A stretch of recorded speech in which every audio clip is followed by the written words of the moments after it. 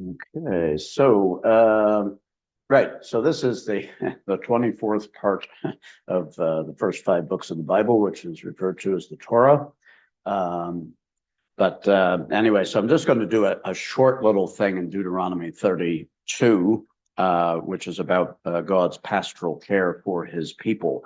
Now, this is a talk that I have done in the past at various sorts of meetings, and anytime I do pastoral care teaching or training, I would talk about this passage. But it's a wonderful passage of scripture. There's so much great depth to it, and it's only 3 verses. But anyway, we'll deal with it for about an hour, probably. So anyway, let's take this on and just look at the Lord's pastoral care. And when we talk about pastoral care, we're talking about this idea that God is the shepherd and that God is getting alongside of us and helping us and shepherding us around, because as the Bible says, all we like sheep have gone astray, and each of us has turned to his own way, and that's what we tend to do. So, but God uses some language here in Deuteronomy 32, which really is it's referred to as Moses's song, and it's really Moses really lifting up the Lord and saying, what is God? God has done great things amongst us, and it's quite a long chapter, but this particular set of verses have been particularly good in terms of helping me with my ministry and what I do in terms of getting alongside of people. So it's Deuteronomy chapter 32, verses 10 through 12. It says this, he found him, that is, God found Israel, in a desert land, in the wasteland, a howling wilderness. He encircled him, he instructed him, he kept him as the apple of his eye. As the eagle stirs up its nest, hovers over its young, spreading out its wings, taking them up, carrying them on its wings. So the Lord alone led him, and there was no foreign God with him. So this is a discussion that is tucked inside this rather lengthy chapter. But again, it goes.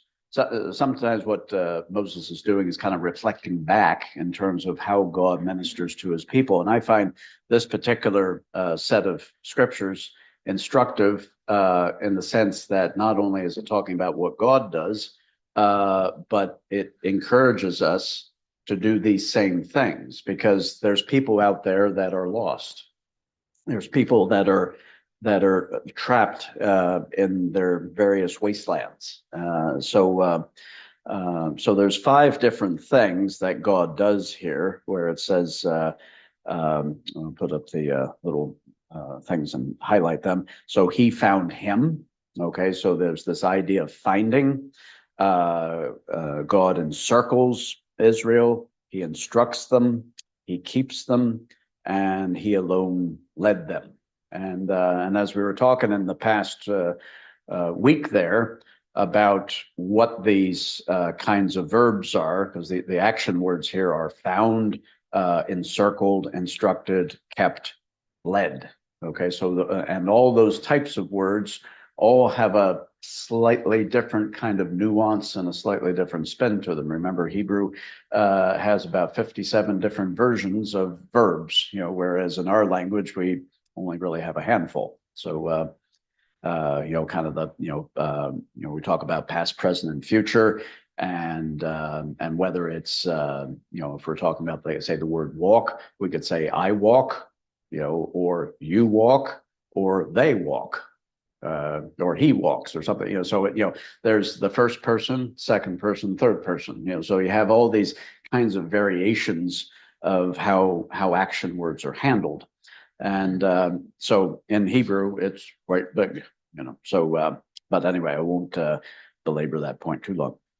But the question here is, how does the Lord care? And so the first thing we want to talk about is really where were you? Okay, where Israel was. Now, if you use the word you. It would be more. You can't say where you was. That sounds a bit daft. So it's where should be where you were. But anyway, it talks about a desert land, and now it mentions three types of deserted types of things. It uses the word desert, uses the word wasteland, and it uses the word wilderness. And to me, those are very deliberate, sorts of choices of words, and they all mean slightly different things. But you might say, well, it's all kind of a desert, isn't it? Well, yes, it is, but it's, again, looking at it from different sorts of angles. So when I think about the word desert, and I've been in deserts before. I've been in the southwest of the United States in Arizona and that part of the world. And them's deserts over there. It's dry. Okay, it's there are various sorts of plants there that grow there as only they can. And so I was always very, very impressed with the saguaro cactus because it's the thing that looks kind of like this. It has these arms that stick out and they're big, big green things, and they sit out in the middle of the desert. And they're quite tall. They can be 15 feet in height and that kind of thing. And it's remarkable how they survive. And if you're really, really desperate, you can get water out of these cacti. But the problem with the cactus is it has spines on it, so it's rather difficult to, get into these things. But but I do remember going to in Arizona a place called an arboretum, which generally is a garden of trees, in which they did have some Joshua trees and various other sorts of trees that grow in deserts. But I remember seeing some of these smaller cactus that actually were kind of wrapping themselves around rocks. And the reason they were doing the plants were doing this was because at nighttime the temperature in a desert just goes way, way down. It can go below freezing. And so what these plants do in order to keep themselves warm is they go and they hug a rock, and then during the day they kind of let go a bit, because the rock's maybe a bit too hot, So, but really, when you look at a desert and you look at, and we've seen pictures of the Sahara Desert and the Kalahari Desert and the Mojave Desert and these sorts of places that have, big dunes, sand and stuff blowing around. There ain't much there in terms of resource. So when God is talking in terms of where people were, I think the word desert speaks to me about lack of resource, lack of access to stuff and things that would make our life better. Now, we do live in a world that does have lots of resource, but it's the wrong kind of resource. So in that way, we're in a spiritual desert, as it were. There's praise the Lord that we have an oasis, which is a place of refuge and sustenance. In a church where there's good preaching and teaching and that kind of thing. In a lot of ways, that's a real haven where we can come and get the resource that we need. But but see, out in the world, there's the resource of a lot of things, but it's not the right things. And then it talks about the wasteland, and now the people that I work with. Oftentimes they're referred to as wasters. Okay. And because society or even Christians would look upon those folk and say they're a waste of space. They waste people's time. And I really don't want to engage with them because it's useless, and that kind of identity then becomes part of them. And so they then start to do things to basically prove that point, So it was like, well, everybody says I'm a waster, so I might as well go and do wasteful things, So, but sometimes that is in people's minds, but other times it's just just a bad space that people sit in. And then there's the wilderness. Now again, when I think about the idea of a wilderness, people don't generally go to a wilderness. If you go to a wilderness, you're not going to find lots of people there.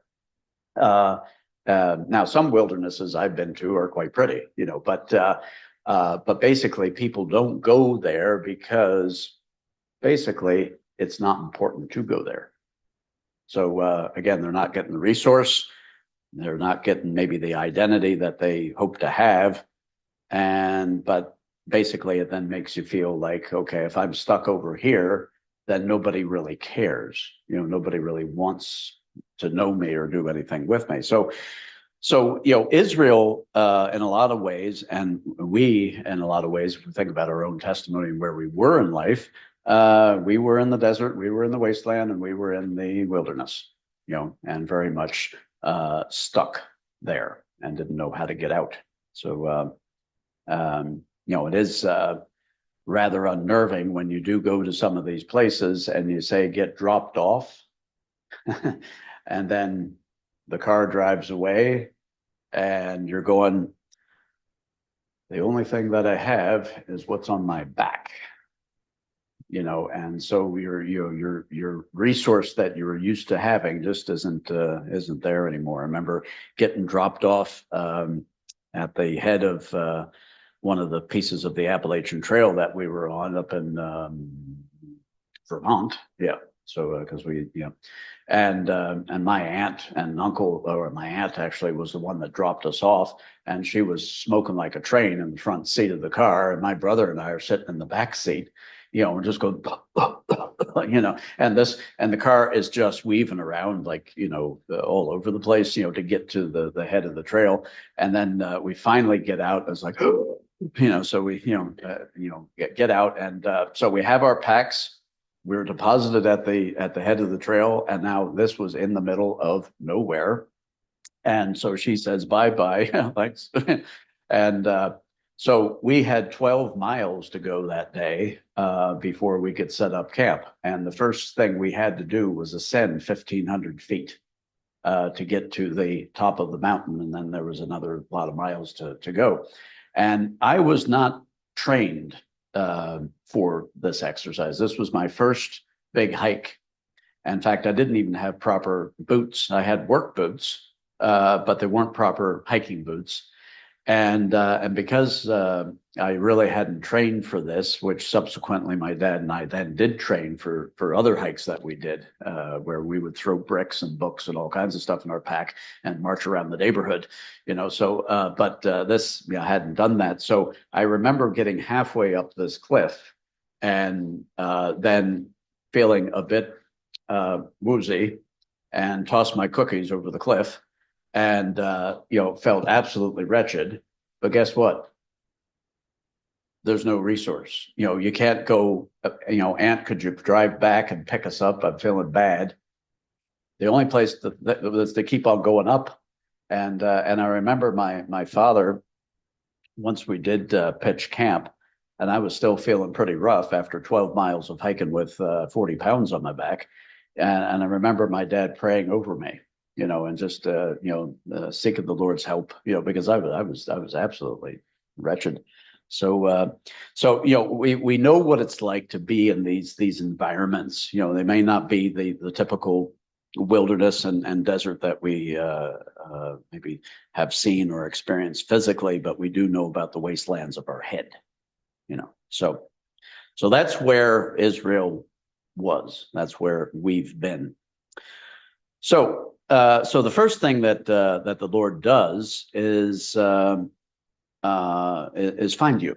Okay. So and what the Lord does in finding you. Now, in terms of this action word that He does, we then have to identify where we are. Because some of the times that's the way that God does address our salvation. I remember a lady said to me down south one time, she says, you can't be saved until you know you're lost. And I think there's a lot of truth in that. So, but the first thing is God knows you can't get out on your own.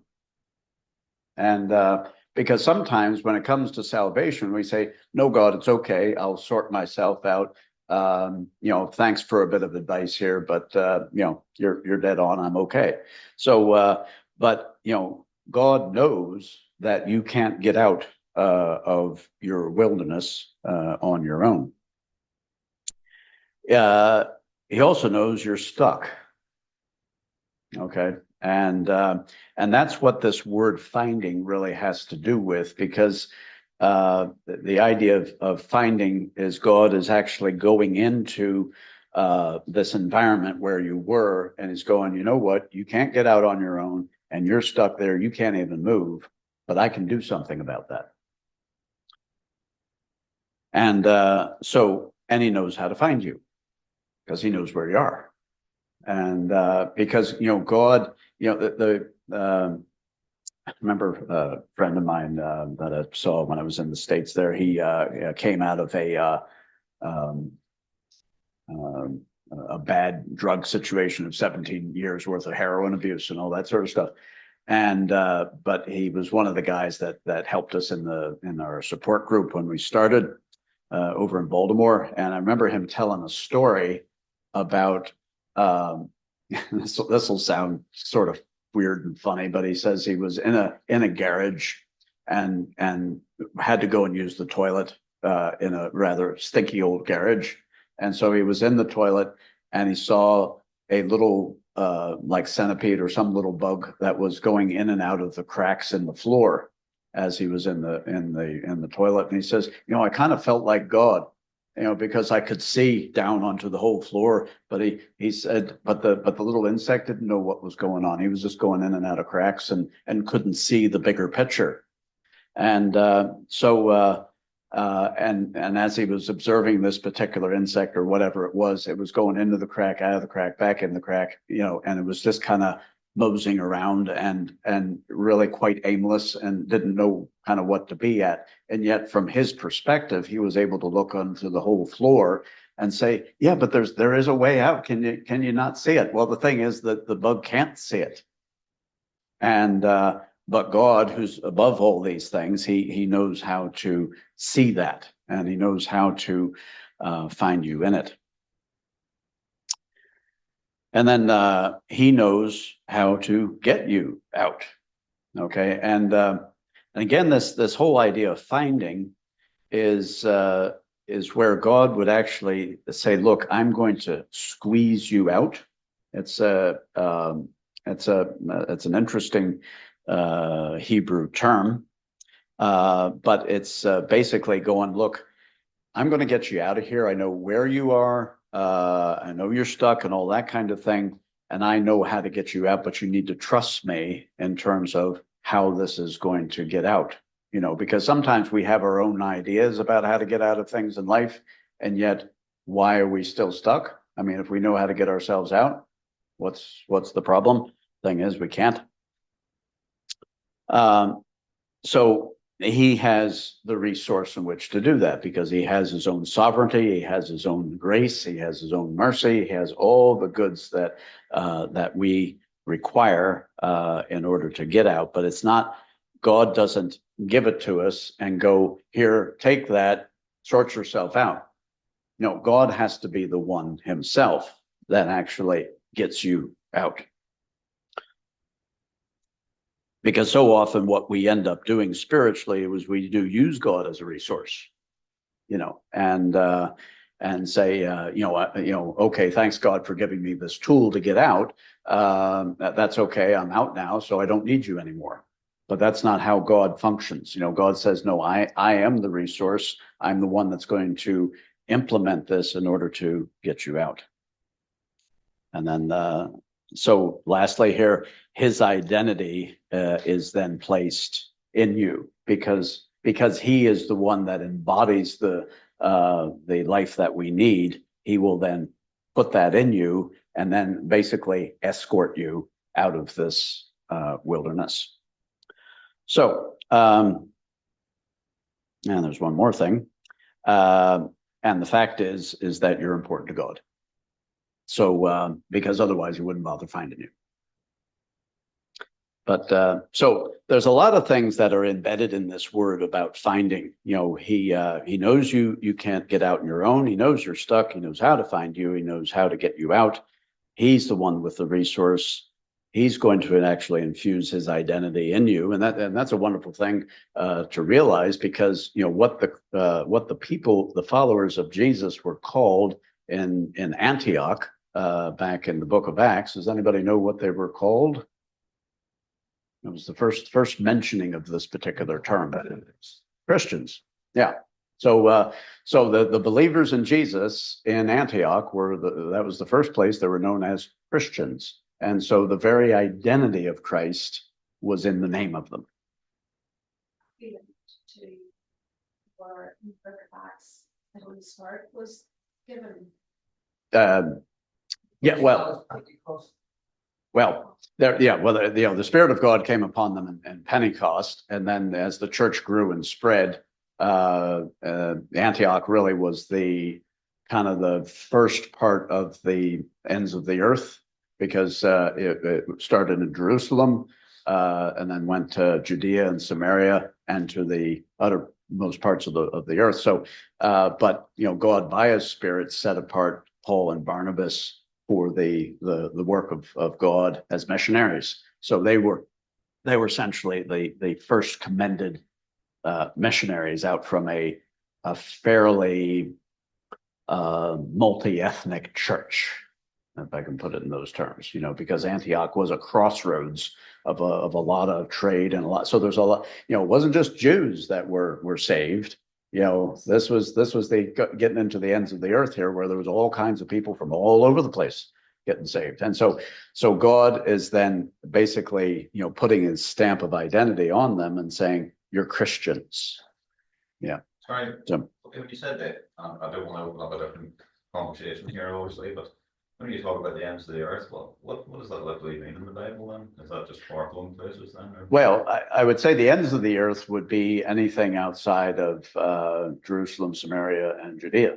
So it's the Gentile nations that are. So that would be anything from, kind of, Phoenicia, Lebanon, today's Lebanon, on out, so.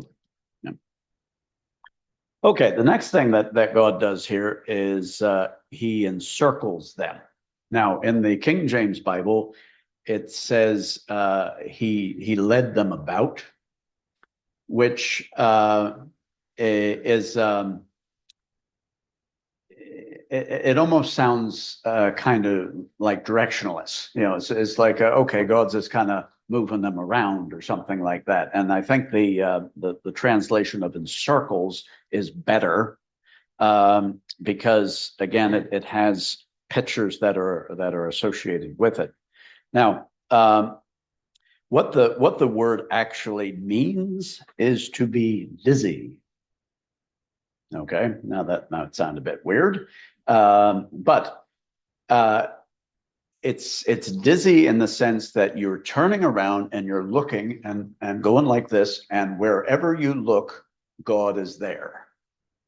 So you're spinning around and seeing the presence of God, because you have to remember, God has found them, God has brought them out, and now God is around them. Okay.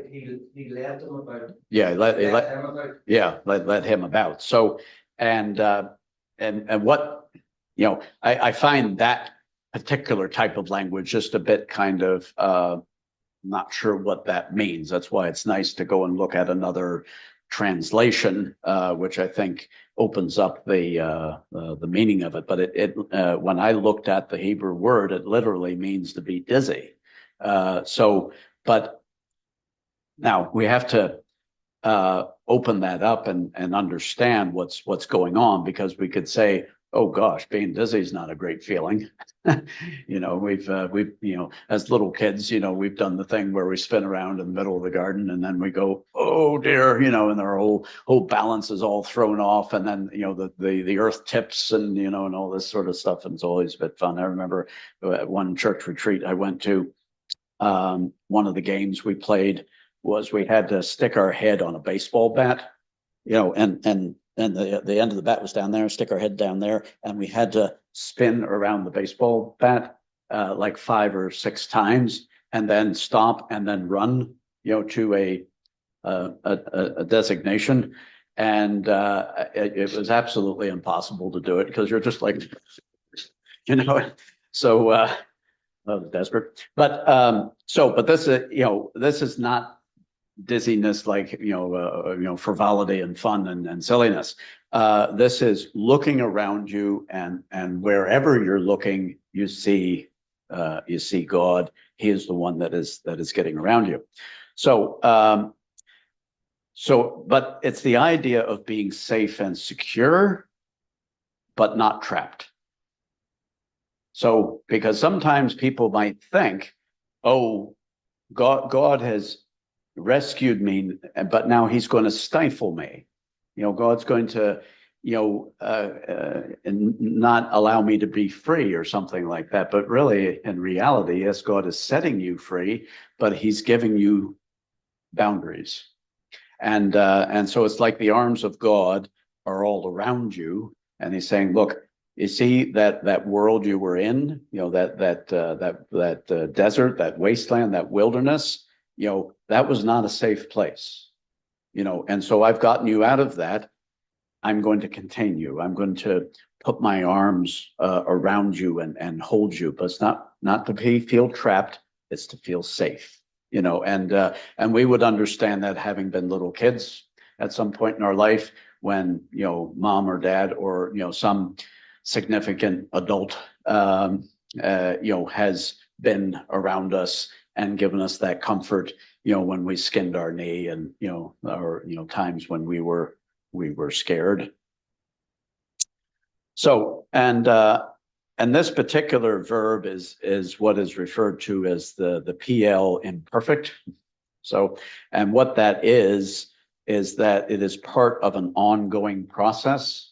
So as God is encircling you, it's not a one-time exercise, and it is part of something that God is doing in a bigger picture. So all these things that are taking place, the finding, that's an ongoing thing, because sometimes our various wildernesses kind of come along with us. We get a bit of sand in our shoes, and we are walking around through life and have sand in our shoes, and God's going, but you need to go and kick off your shoes and get the sand out, but sometimes we do that. And so it's an ongoing process of getting the desert out of us. And the idea of encircling us is that God wants to continually work at helping you to feel safe. So it is, but there's other things that God is doing in order to deal with that particular process. And then there's the third thing that goes on, and that is the Lord instructs. Okay, and now, and this word instruct can be translated in the Old Testament as give me understanding, or help me to understand. So it has a lot to do with understanding. So now, what the word identifies is not only what it does, but where you were before it happened. Okay, so there's a reason why this particular word takes place. So, instruction is not given to somebody who doesn't need to be instructed. Okay, but basically the picture that this particular word is painting for the person that has been coming out of this wilderness is basically, they're in a fog, there's confusion, there's misunderstanding. And I would say that all of us, before we got saved, and then when God saved our soul, we were still confused. There was still, I don't get what's going on here. Why are there certain health concerns? Why is there certain sorts of accommodation issues? Why is there certain kinds of aims in life that I'm not attaining to, or whatever? So there's a lot of things that we thought were right, but they aren't right, and so we're entrapped in this fog.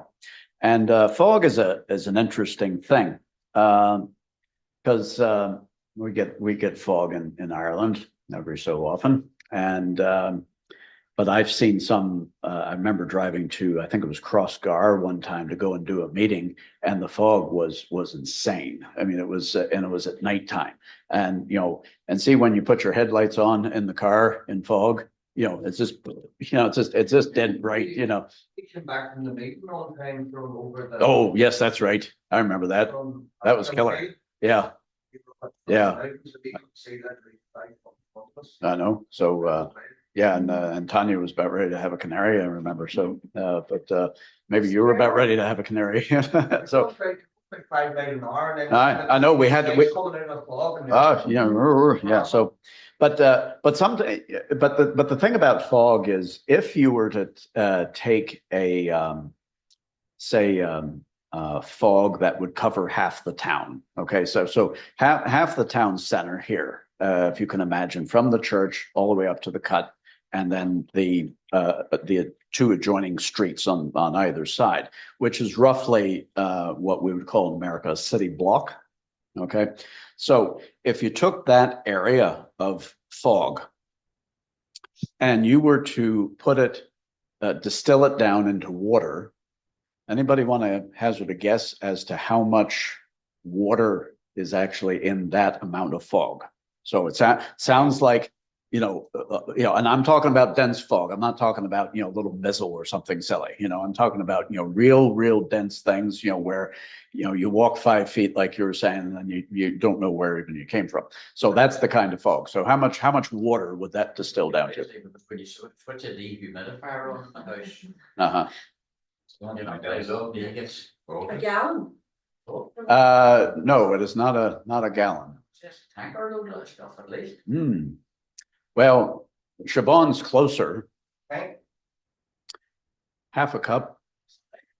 I said a pint at the start. No. Half a cup of water. But it's how it's distributed and how fine the droplets are. So, and the reason I tell you that story is because fog, is actually not really a big substantive deal. So we have a lot of confusion in our life, and we have a lot of things going on in our life that do stop us. It precludes us from going out and doing things, but the actual substance of it is really quite minimal.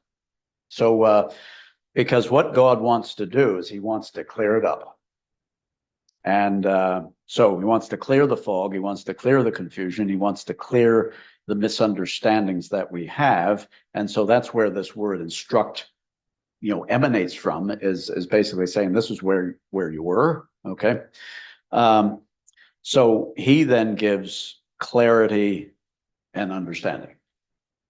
So now, when I was, again, another hiking story here, I always like hiking stories because it's what I do. It's too bad my dad's not here, because he would vouch for this story. But during that walk, remember that I was getting sick. Anyway, so that same hike that we did, which we were going from the state of Vermont into the western part of Massachusetts, it's not very high mountains, I would, but they would be high to you, okay? But not high over there. But we were going to the highest mountain in western Massachusetts, which was called Mount Greylock. And Mount Greylock was maybe roughly the height of Sleep Donard, okay? So something of that genre. So not terribly big. I know that's the tallest mountain in Northern Ireland, but sure. but at the top of Mount Greylock was a restaurant. You could drive to the top of Mount Greylock and stay the night and get a meal and all that kind of stuff. But the Appalachian Trail bounced up over the top of this thing. So we were hiking up Mount Greylock. I was feeling better by this stage, but it was a fairly steep climb, and we were told about this restaurant that was at the top.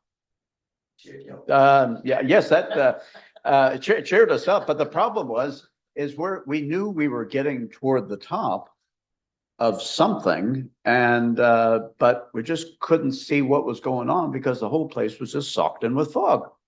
And in fact, I do remember going to a cliff outcropping and actually looking out over the cliff, and right below the cliff, about, I would say maybe 2 or 3 feet, was a layer of clouds. And it was one of those things where you were just dead tempted to go, and you wanted to go and step on the big poofy thing there, but you knew that there was, below that was probably a couple of 100 feet of nothing, So anyway, that wasn't a good idea. You have these fantasies, and but we kept on going up. And then as we started to crest the top of the mountain, as we perceived the thing, there was all this fog, and then this building started to appear. I was like, yay. And then the fog came back and it masked it out. And it was like a ghosty ship or something like that. And it was just sort of sitting out there. And but as we got closer and closer to this building, then it became clearer and clearer. And then and this was near lunchtime. And so, we did have food in our packs, but it was sea trail food. When you see a restaurant and then you're thinking about your trail food, you want to do the restaurant thing. So we got up to the front door and it was locked. It was a real bummer. And anyway, but we weren't going to let that stop us. So we went to the back door where the kitchen was, and we rapped, and somebody answered and says, any chance for any food? And they said, well, the place opens up at noon, and we were there like 5 minutes to noon. So anyway, so we finally got in, got something. But the thing is that the fog, as you got closer to the building, the fog had less and less of an impact. So God, through this word of instruction, is, look, the closer you get to me, the better the information is going to be, but the better my instruction is going to be understood, because you will be close to me. See, if when you get far away from me, all the fog comes in between.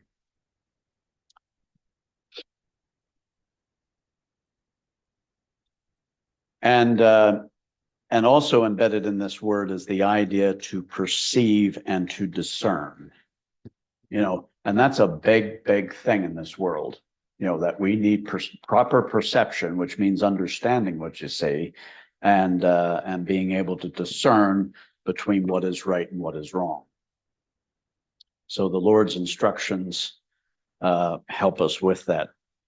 Now, that is also part of an ongoing process. That's the same tense of that particular verb, like encircle. So God is in the process of getting around you, and then he is also in an ongoing process of instructing you. So instruction is an ongoing thing. It's not a one-time deal and then that's it. You got your certificate and job's a good one. I do find it interesting that in a lot of works today, you can go online and learn how to do a whole variety of things, and then it spits out a PDF of your certificate, which you can then print, and if you're so desirous, you can frame it and put it on your wall and that kind of thing. But a lot of the instruction that you get online is, shucks, you could see when they do the little quizzes, for those of you that do these sorts of things, you could end up taking pictures of stuff and going, well, you don't cheat really, but you just, you know what I'm talking about, and all that stuff in the health service and what have you. And, and you come away thinking that you are equipped to do whatever this thing has qualified you to do. And you're no more equipped to do it than the man in the moon. And but the instruction that God gives you, because he is the one that's doing it, he's the one that's actually sitting with you. He's saying, look, this is what's happening. This is how this works out, And I remember when I was being trained as in electronics and doing technician training and that kind of thing. It was all hands on. You knew what worked and what didn't work.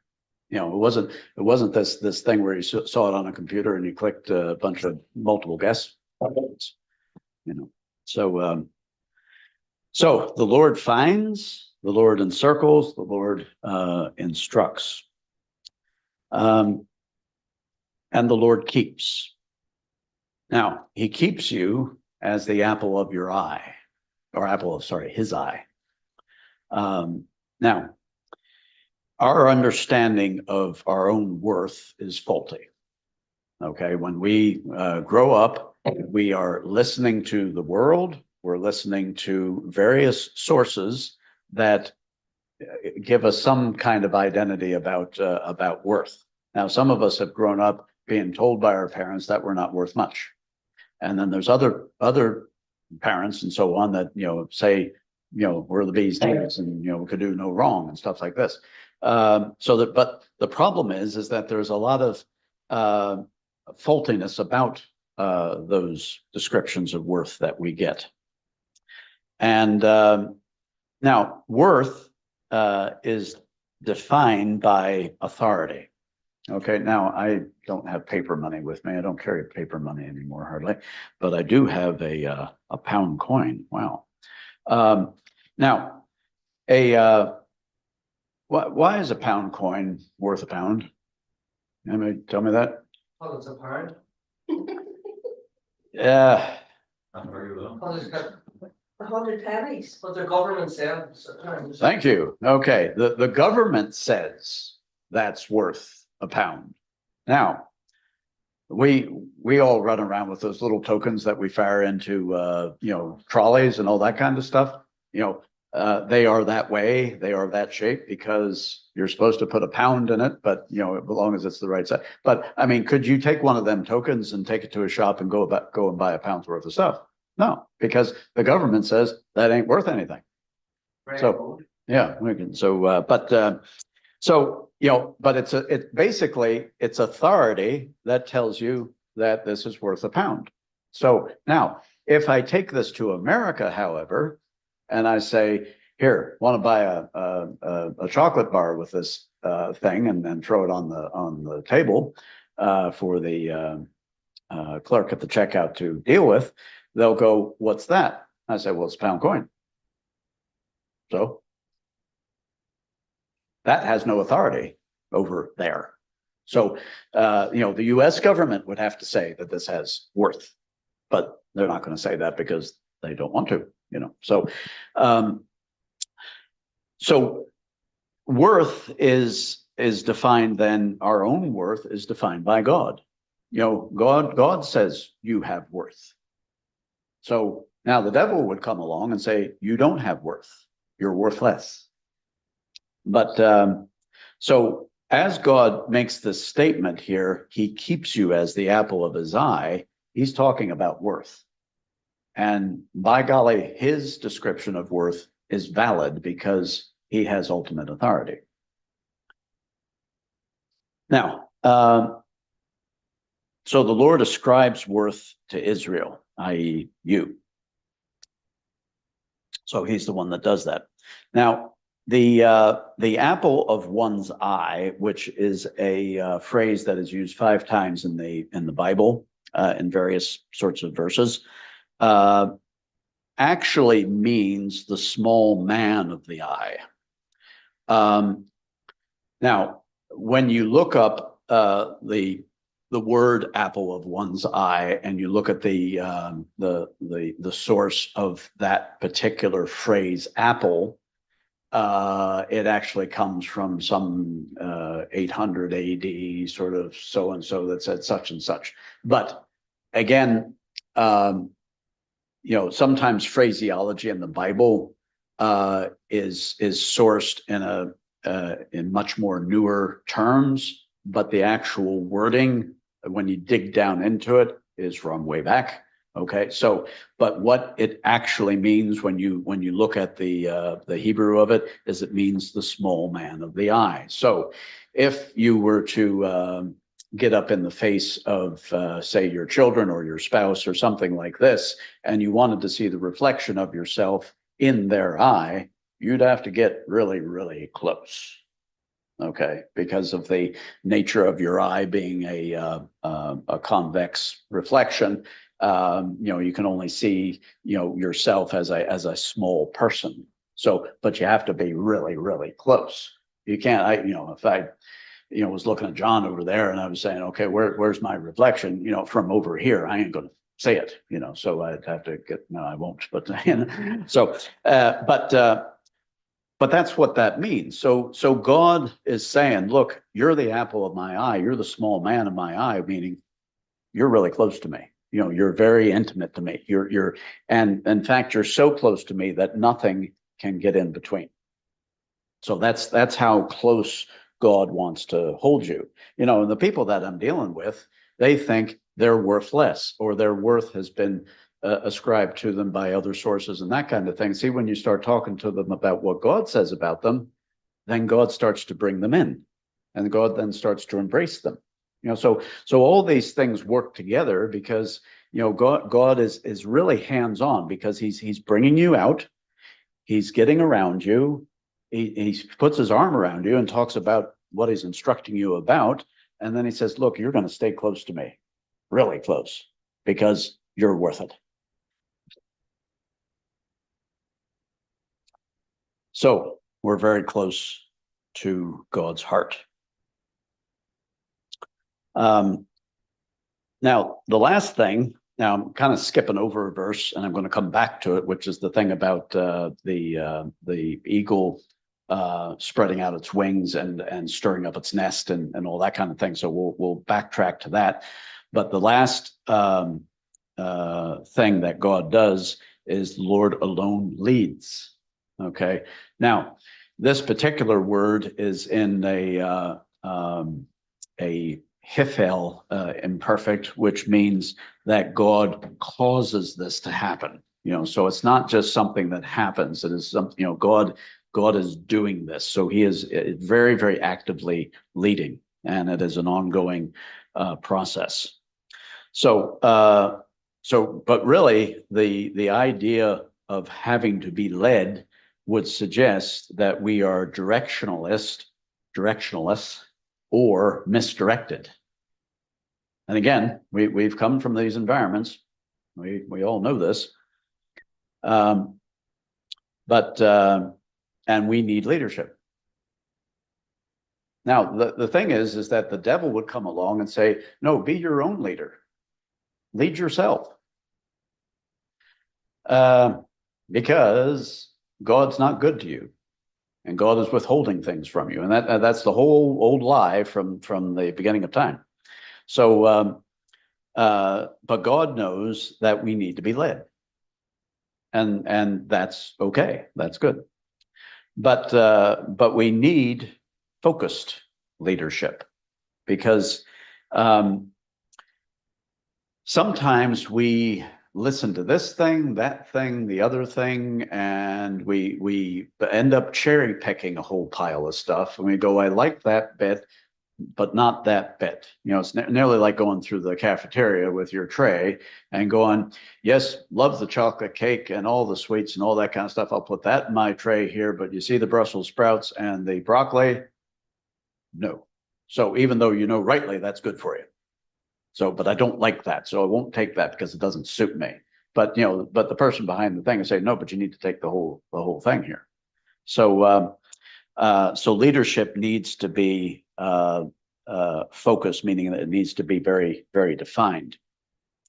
And we need dedicated leadership. So God is a dedicated leader in the sense that he says, look, we're not going to have any other God leading you. This is not part of an encompassing exercise here. This is where we rope in everybody and just take your best shot at whatever. But God himself is dedicated to this. Now, let me just talk about the eagle and the nest, and this is where we'll wrap up for the day. Um, the people back in Bible times had, I would say, a lot of time to observe stuff. You know, they were able to look at birds. They were able to look at animals. They were able to look at how trees and bushes and things grew, and really observe probably a lot more than we would. You know, so but there is this idea of the eagle stirring up its nest and you know, covering its the nest with its wings. Now I know that that's a bald eagle there. That probably the type of eagles that would have been in Bible times probably didn't have the white head, but they were an eagle. Okay, so there is a variety of birds around the planet that are regarded as eagles, and they're big birds. They're predatory birds and so on. But and some of the nests of eagles are very, very old. I remember seeing out in Washington State. I remember seeing an eagle's nest that was over 100 years old because the eagles had built and built and built and built on top of this thing, and it was quite a substantial structure. I would say that the height of it was probably from the floor to the ceiling, you know, in terms of the mass of this particular nest. But anyway, so as the Jewish people are observing this bird, they're watching how the two parent birds work together, how they lay eggs, how they raise their young, and how they get them out of the nest so that they could become big birds, you know. And and the eagle, the parent eagle, knows at what point to get the eaglets out of the nest. So so, you know, God is using this language here where he's saying, look, I'm going to find you. I'm going to bring you out of your wasteland and wilderness and all that stuff. I'm going to encircle you. I'm going to instruct you. I'm going to keep you as the apple of my eye. But before you start getting led, there may have to be a maturing and a stirring up of the nest. And and God knows exactly when to do that. Now, we as parents, those of us that are parents, we would like to keep our kids small. Well, some days we don't want to have any kids at all. But there are times where we just look at our own children and go, please don't grow up. You're nice when you're 9, you know, and because you see when you start becoming teenagers, it starts to become, you know, but you want to contain them. You want, you know, we'll just feed them and we'll just kind of keep them in the nest, you know, and but the parent birds know that there is maturity afoot, and so the little birds get bigger, and there's daddy bird or mommy bird there with a couple of eaglets. Okay, so they're quite fuzzy things, you know. Now, if in their choice they says, right, okay, we're going to stir up the nest and kick these birds out at this particular stage, these birds will not survive. So God knows the timing of these things, of when to take them out. So so what they do is they wait till the birds are a little older, okay, and it is at this particular point that these birds who have never ever left the nest are then told or ushered out of the nest. But the thing is that the eagle, when it does this and brings the birds out of the nest, these birds have never flown. These birds have never, they may have extended their wings, you know, kind of stretching, you know, when they wake up in the morning or something, but they, you know, never have used them to actually use the air in order to produce lift and all that stuff. And so, but there is a point where they have to learn how to do that. Now, what the parent bird does is it gets these birds out, they start to fall. The eagle then swoops up underneath of them and produces an updraft of air and cushions these birds so that they start to basically float. And so they're then able to figure out how to get their wings to utilize the air that's around them, and they learn how to fly. So now there's other birds that use other sorts of methods of doing this, but it is a training thing that the birds are doing. So God uses this illustration of saying, look, this is how I'm going to lead you. I'm actually going to kick you out of the nest. You know, I'm going to stir this up, and it's going to be uncomfortable. It's not going to be nice, but I want you to mature. I want you to improve. I want you to get better. So that you learn how to deal with the world that's out there, because you're going to raise your own families, you're going to do your own thing, and you're going to go and find your own nest at some point.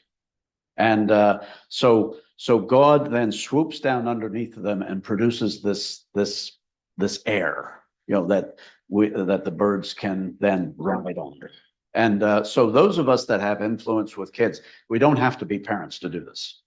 You know, all of us have influence with some child somewhere, or some fledgling person, you know. So you know, when I was back in the States there, as many of you knew, I went and saw my old mentor from back in the 70s. You know, in a lot of ways he was kind of the parent bird to me, you know, because he got underneath me, and he flapped his wings, and I was able to ride on that and learn from him. And the youth pastor was the same way. You know, when I met up with the youth pastor, who's now 75, I said to him, I says, you spent hours with me on the phone, you know, and he didn't do that with all the kids, but he did it with me. And I said, why did you do that? Why did you spend hours with me on the phone? And he says, you're worth it. You know, and that's what God does. You know, God says, you're mine, you're worth it.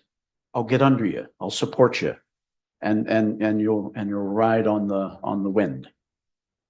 And so these five elements of finding and circling, instructing, keeping, and leading is all of what God does, but it's also what we can do as well. So. There is a book it's about the Ulster Presbyterians living here and going to the States, and it's called The Eagle's Wings. It picks up that verse. Yes. I think they left Queensport, I think the first ship left Queensport, if I can remember. I got kicked out of the nest at 19.